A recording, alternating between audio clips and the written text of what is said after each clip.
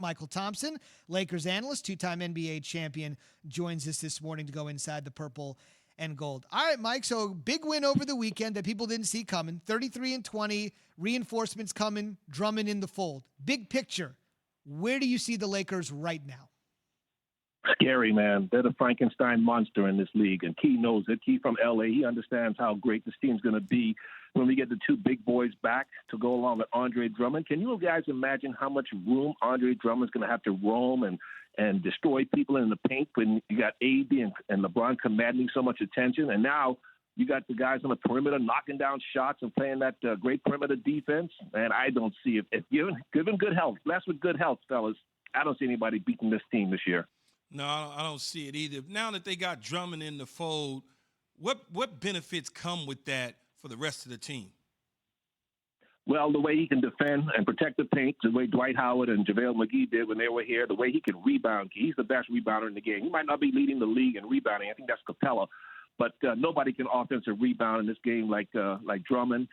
He can score. He's just not a pick-and-roll guy. You can throw the ball in the post to him, and he can give you that inside presence for scoring. No, he's not Akeem or a Patrick Ewing, so he's going to get you 35 or 40 points, but he can get you 18 and 20 consistently every night. You give him 30 minutes.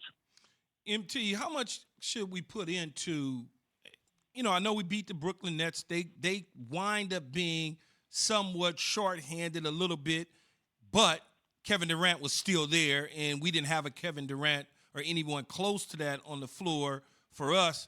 How much should we put into that victory against them? Not too much. It was an impressive victory, but no James Harden. Obviously, we didn't have our team at full strength, but you could tell that the Nets overlooked the Lakers that day. They knew that they coming in, the Lakers were missing like 8 or 9 players. They have half the team there.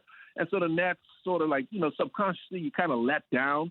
When you look across the court, you see half the team's missing. And I don't think the Nets came out ready to play. And then the Lakers part, to show everybody that, we're missing half our team, but we're ready. We're here to compete. And they caught the Nets by surprise. The Nets didn't think the Lakers were going to play that well.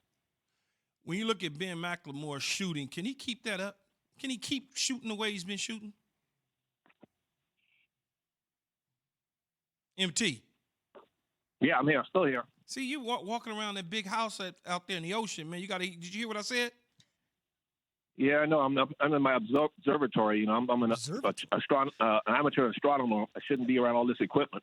Where's your butler at? I gave him a day off today. Okay. I was asking you, a guy like Ben McLemore, can he continue to shoot the way he's been shooting? He's a streaky shooter, Key. That's what he does. He did that in Houston. He did that in Sacramento, wherever he's been. He can have that kind of night, or he can go 1 for 7. Seeing him play for all these years, that's the way he is. We caught him on a hot night, and he's capable of having those type of games. He just doesn't do it every night. Otherwise, he'd be a splash brother. Oh, God. Mychal, we're expecting to see LeBron and AD back soon, and we've got about a month left in the regular season. What are your expectations for when those guys get back, knowing that this team is trying to gear up for a championship run? Man, you guys know how great players are, our legends are. Keyshawn Johnson missed a month of football. He'd come back on that 5th Sunday, and he'd catch 10 passes. That's what the great ones do. They can get right because they're different. There's different levels to this. And when you got players like Keyshawn Johnson and Anthony Davis and LeBron James, they step back on the court, and they pick up right where they left off because they're different from normal players. Why so many people are questioning where the Lakers will be when they come back? It's almost like people feel like, even a guy on our show, Jay Will, feels like the Lakers might wind up being in the play-in game. No, I don't think they'll fall that low. Now that Andre Drummond's back, we saw what they could do, even with a shorthanded team. They'll hang on to 6. I predict they'll finish 6, and that'll be fine.